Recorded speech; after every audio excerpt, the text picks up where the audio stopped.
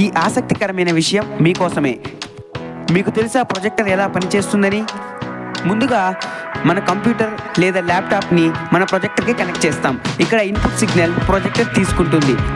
మనం ఎప్పుడైతే ల్యాప్టాప్లో ఇమేజ్ ఆర్ వీడియో ప్లే చేస్తామో ఆ వీడియో లేదా ఇమేజ్ డిజిటల్ సిగ్నల్స్గా మారుతాయి. Light source. ప్రొజెక్టర్ లోపల ఎల్ఈడి, లేజర్ వంటి లైట్స్ ఉంటాయి. ఇవి ఈ డిజిటల్ సిగ్నల్స్ని లైట్ ఫామ్లోకి చేంజ్ చేస్తాయి.